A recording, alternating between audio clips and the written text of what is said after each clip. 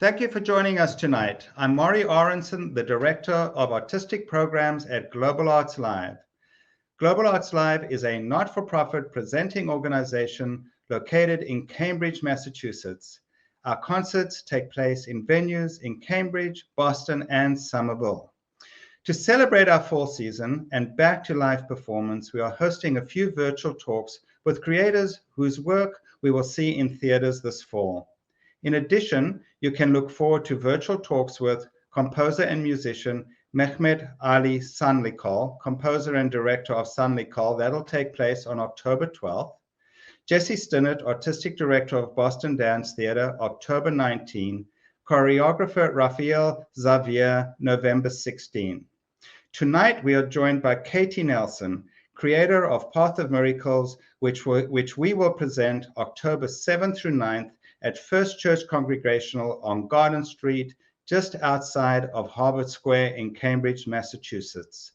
This performance features dancers from the ODC Dance Company and a 30-person Boston Cecilia Choir with special guests.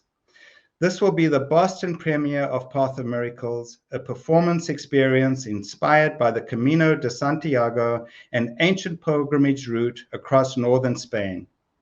Katie, it's a pleasure to speak with you tonight from the ODC studios in San Francisco. How are you? I'm well. It's so good to be here. Excellent. So I'd really like to, first of all, celebrate and acknowledge the longevity of ODC dance. What are you, in your 50th year? We are in our 50th year. We were founded by Brenda Way in 1971 out of Oberlin College and moved to San Francisco in 1976. By 1979, we bought our first building in the Mission District in San Francisco. And I want to say the company in the beginning was all kinds of artists. There were musicians and painters and photographers. And it was sort of a troupe of performing art talent. And everybody made work and everybody was in everybody's work. And then in 1980, when we renovated this beautiful space that was great for dance, we sort of really became a dance company. And many people left at that time. And then since 1980 till now, we have a beautiful dance company that's been evolving over these years. You'll see them shortly next week. And ODC has its original building, renovated that, renovated again, bought another space. We have beautiful spaces in San Francisco for dance. Nice open space for all kinds of people. We are envious and jealous from Boston. Yeah, I mean, and there's all sorts of things. In the pandemic, even though the dance company sort of shut down, they expanded ODC Health, ODC Fit, ODC Connect, which is the digital programming. And so now I think you're going to just see an explosion of ODC on the national scene. Well, we can't wait. I mean, that's very exciting. And I think this will be the third time that we are bringing you to Boston, if memory serves me correct. Well, congratulations on 50 years of creativity. On 50 years of really flourish, not just surviving, but flourishing in the dance world. And kudos to that. I know how difficult it is. Yes. And we look forward to, I'm sure there'll be a new generation of creators joining ODC, and we look forward to seeing them carrying on the legacy that was begun in the 70s. Yeah. Let's talk about Path of Miracles. Okay. So tell me about your idea, how you created it, what inspired it? So what inspired it was listening to the music Path of Miracles by Joby Talbot. I did a lot of choral singing in high school and secondary school, and I just thought the music was beautiful. But I am not religious, so I had to think about this. The score felt daunting to me. So to understand the score, I took the Camino. I walked the 500 plus miles and did the journey. And after the journey, I said to myself, I can make a dance of this. And what I want to say is the score is in 4 movements, and I think each movement has sort of a psychological arc that is you really do feel when you're on the journey. And in this particular case, for the performance, each movement is done in a different site inside our location, and the audience and the dancers and the chorus all move to each site. And the journey is, I'm thrilled, I'm excited, I'm nervous, I'm going on this long journey to sort of the second movement, which is, oh dear, can I make it? And it's a lot of self-doubt. And then the third journey is these little duets that are in nooks and crannies all over the place, and the audience walks around, and it's really about sort of meeting your fellow Camino pilgrim and sharing really intimate stories. And then the last one is a scene of celebration. And the only other thing I want to say is that, it is a real psychological journey. And I feel like all of us right now are in the COVID journey. Mm-hmm. We're in the middle of it. We haven't sort of gotten to the end yet. Mm-hmm. So I hope, I think the Camino journey has some similar shapes to the COVID journey. Okay. And, I just want to put out to the audience that is listening to us on YouTube and Facebook, please write your questions into the chat rooms of YouTube and Facebook. We will then take them as soon as we've done with the conversation, and KT will address your questions. I know of at least one person that has done the Camino that is listening tonight, and I hope that Richard will have a question about his own journey and how it relates to yours on that walk. Yes, coming out of COVID, and not out of COVID. I saw this piece in New York City. Oh God, I always get confused now. Probably 2019, right prior to COVID. And when I saw it, I personally felt very moved by it, but I also felt there was a miracle involved in it just for myself, not for anybody else, just watching it. Yeah. And when we decided, we were meant, just so the audience knows, we were meant to bring this to Boston pre-COVID. And it didn't take place because of COVID. We started getting a vaccine. We were all vaccinated. We were all really excited in July. And we decided, members of your company came and did a site visit in Boston. And we thought, this church is perfect. And this is where we're going to do it. We're at the end. However, we're not. We are still in the walk. And, so I just want to give that the Global Arts Live background to the work and its relationship in bringing it to Boston. That said, we have decided to go ahead with this performance because I think it is really important for people to gather and participate in this performance in a safe way. We have a 30-person choir. We have, I think, 10, 11 dancers. We have crew people. We are all going to be masked. The choir will be masked. The dancers will be masked. The audience will be masked, and we will all be vaccinated. So that is as safe as a gathering space that we can make. And I feel that this journey is a journey that will bring us together that night. And we will share this experience through your experience of the Camino. And I think there will be tremendous value to each person that comes to this performance. That's just my own personal thought. For me, I think that one of the main things I got from the Camino is a stranger or a mundane act can be so transforming. There's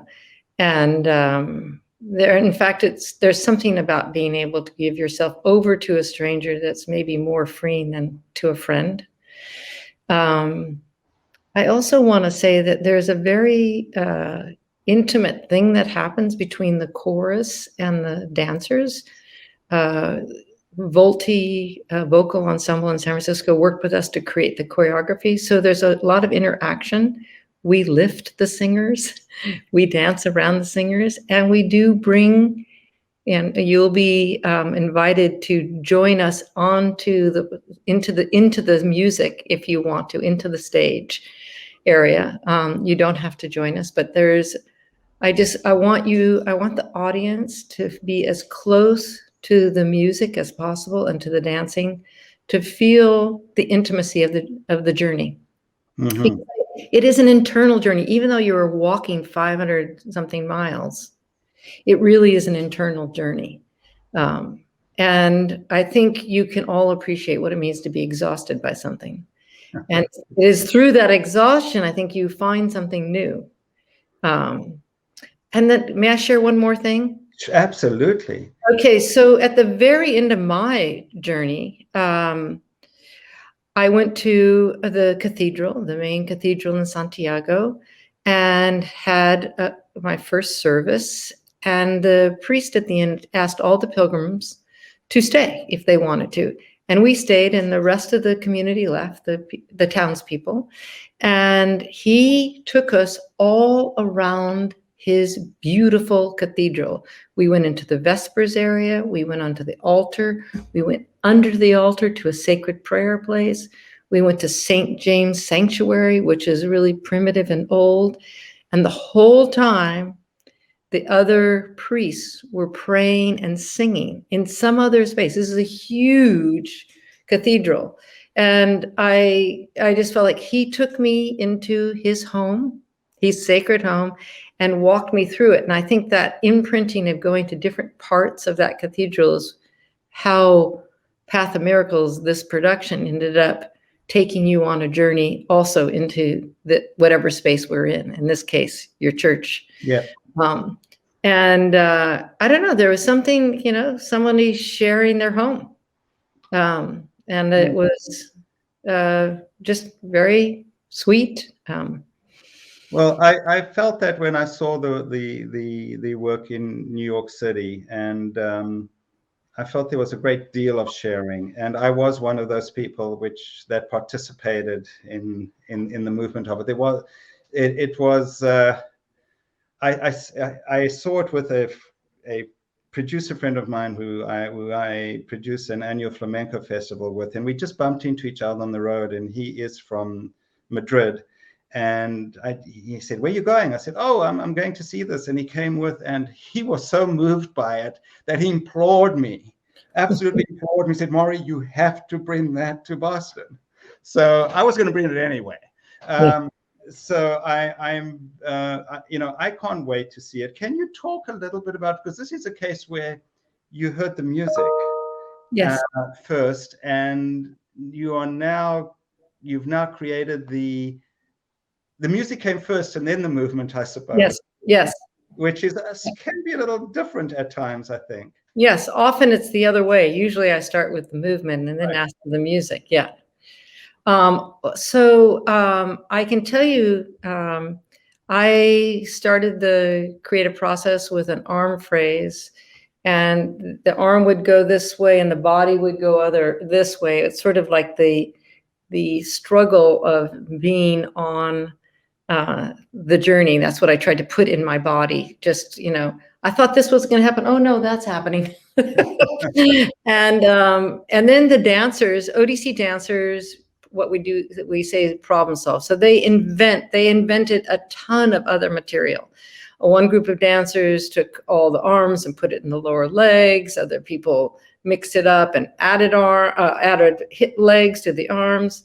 But I would say that the first movement, I put in a long sort of rectangle. So it's like a path. Everything is in front of you. It's the beginning. And I thought a lot about folk dance, because I just feel like folk dance is where you go into a room and you dance with people. I mean, like you dance with people that you don't know, but you share something. So I felt that there was something very true about that in on the Camino. And at the, and then the second movement, I put in a square. It's containment. It's that feeling like, oh, am I ever going to get through this? Really another day of this, and how individuals work through that. The third movement is often an experience that my husband had with who we called the French lieutenant's woman when we were on the Camino. She was from France, and actually she had a really difficult personal story, which was why she was on the Camino, around her daughter. And anyway, she got in a conversation with my husband, and she was falling apart, and he took care of her. And the next thing I know, my husband's crying. And it was like, these are two strangers sharing deep, deep stories. At some point, I met a nurse from an ICU unit in Germany, and she said, so many people that are dying tell her things that nobody has known.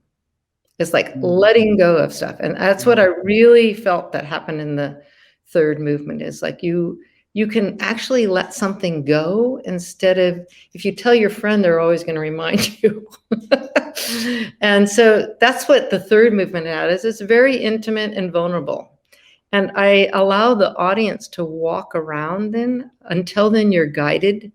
And a little bit like what it felt when you're on the Camino, you had to make a choice. Am I going to be here for this person, or am I going to say, oh, let me find somebody to help you? And so the audience has to decide what they're going to watch. And is that the duet section? Yes. Yeah. Okay.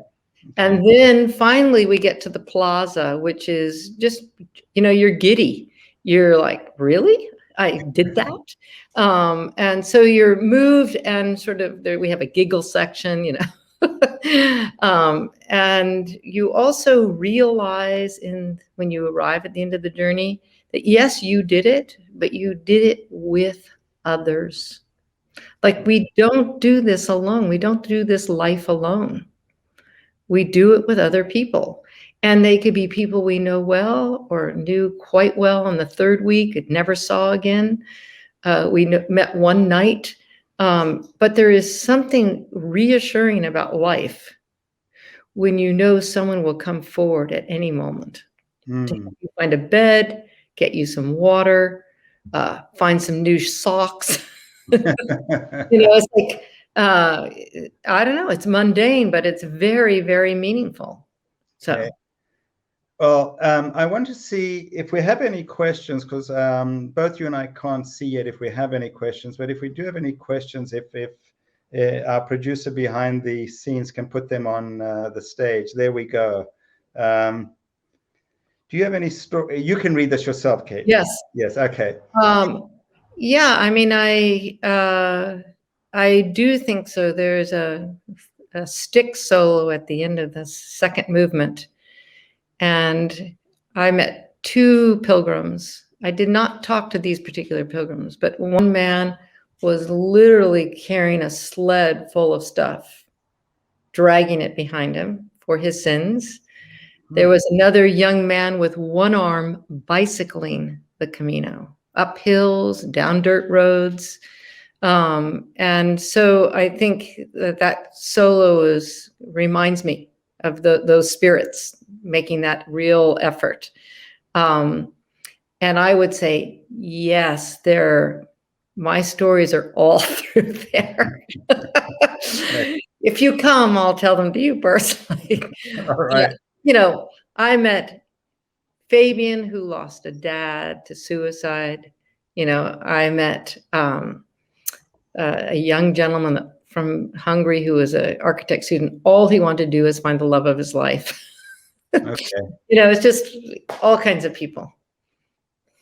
And here is Richard. Let's see what he has to say, because Richard is my friend who's walked the Camino. Hi, Richard. Thanks for the question.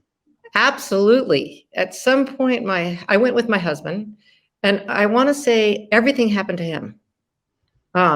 And not a lot happened to me, which was great, because if I was going to direct the show, I could watch somebody go through something. For instance, he met a relative, literally a relative, that he didn't even know he had. Wow. So, and he met the filmmaker who was interested in, my husband Doug was in Steve Paxton's first dance. Is it Millennium or Magnesium, or I can't remember the name of it, but this filmmaker from Germany was doing a special on it, making a documentary, and he couldn't believe he found somebody that was in the original production. This is on a mountain in the middle of nowhere in Spain.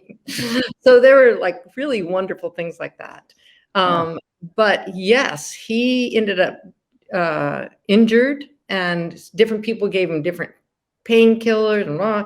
And we're at the place where you're supposed to take one of the most difficult parts of the route. And we end up at an albergue, which is the place where you sleep. And there were not enough beds. We slept on a landing on a stairway, but there was a physical therapist there. And whatever she did, his foot calf thing was over and done, and he could walk.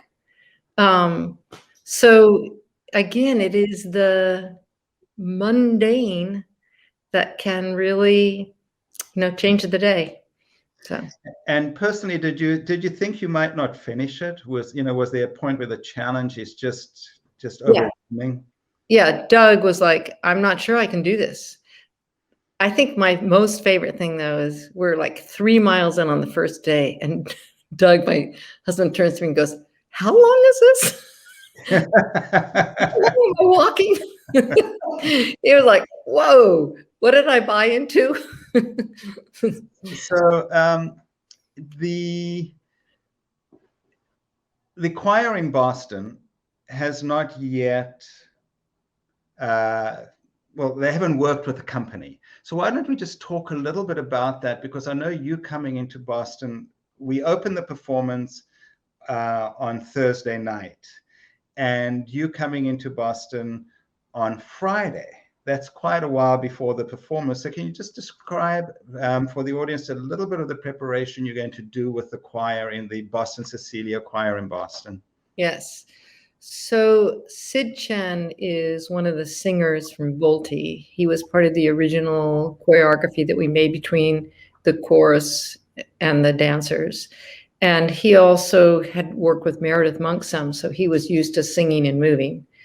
And anyway, so he comes with us, and one of the first things I do with the chorus is just to make sure some of the tempos are the right tempo, that we're hearing the right lines that we need to hear, and warn the dancers when it's going to sound really different, which is possible. So those kinds of things. That's day one, really just listening to the music. Seeing if its shape and feeling is what we recognize as the music we dance to. Mm-hmm. And then the second day, on Sunday, Sid and I will work with the chorus and explain all their blocking. They do a lot of movement inside this work. And they have to know when they're moving, they have to memorize that music. It's fine to have their score in front of them, but sometimes they won't be able to because they're moving. And we also, we move the conductor in movement 2. A woman stacked on another man carries the music stand and turns the page of the score for the conductor. So all that, Sid and I, for 3 hours, will try to let the chorus know what that blocking is. Then on Monday, they meet the dancers who take them on another, yes, you're going to stand here, but someone might be dancing around you. Yes, you're walking through this, but the music stand is up, or the dancer was twirling you while you have to sing. And so that's the next reality of the chorus. all the choir members that are listening to the conversation are going, what? Yeah. What? Yeah. I mean, we can also not do things that are too disorienting. I mean, we're able to do that. But I think one of the unexpected things that happened making this piece is meeting one team, which is the chorus, and then the dance company.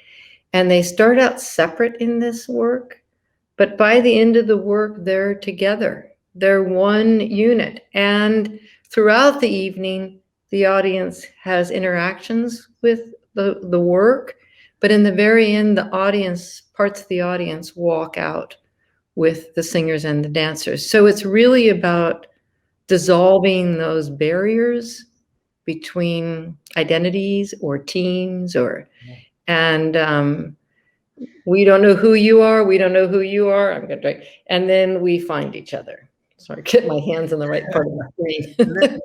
If we can, I want to play a little snippet of this, and we'll address a question from Kathy after we've had a little snippet where we can see the choir and the dancers moving. So let's just spend, I don't know, maybe it's 60 seconds doing this if we can. Please, yeah. Let's.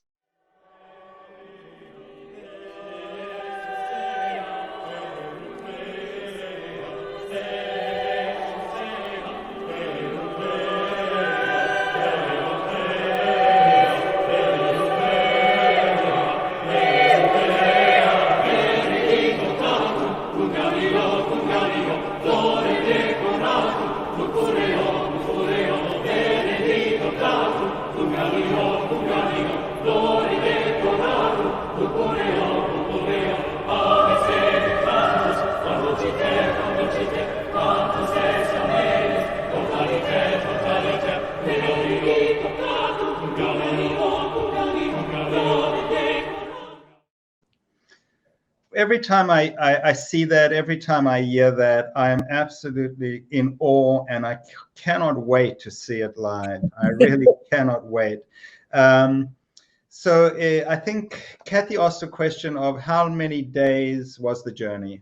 So we did it in 5.5 weeks, which is pushing it for 2 older people.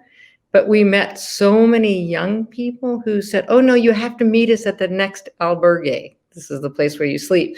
So we would take 8-10 hours. They would get there in 4 or 5 hours and save us a bed. Nice. It was very, very sweet.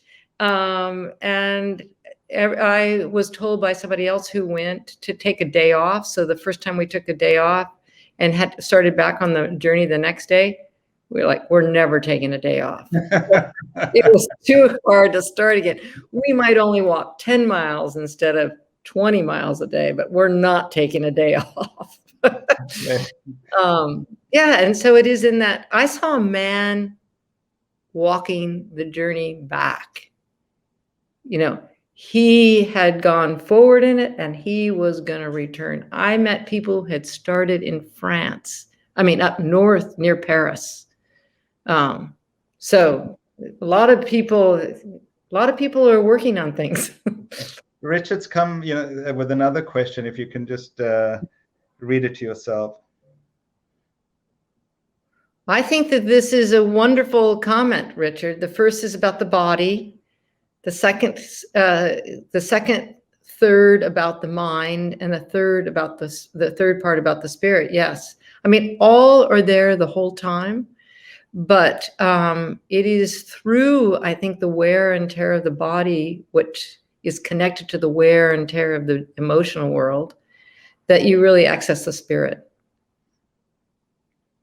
Yeah. So, Katie, I think if there are no other questions, I just, we want to encourage people to bring their mask, bring their vaccine certificate. Yes. And come and join us March 7th, 8th, and 9th at the First Church Congregational, and experience this incredibly wonderful performance. Thanks, everybody, for tuning in. Thank you, Katie. Do you have any final words, any final thoughts? Only to say that I think it is, when you say it's a place to gather and to be together, which is something I think we all desperately need. And I just want to say the ODC Dance Company is a group of, first of all, beautiful dancers, but wonderful people. They will take care of you. They will think about you, and you will thoroughly enjoy them. They become just, you'll recognize them by the end of who they are. Yep. I think I said did I say March? I mean October. Like Whatever. Right, 10 days from now. Yeah. October 7 through 9. And if folks haven't been into First Church Congregational before, the sanctuary is absolutely beautiful. And when the company members came down to see it on a site visit, they were like, yes, this is perfect. So we've got a great venue for it. We hope to see you there, and please join us. Thank you, everybody, and hopefully we see you in a couple of weeks. Okay, and Maury, thank you. Oh, my pleasure, Katie. Yeah. Thank you for joining us. Yeah.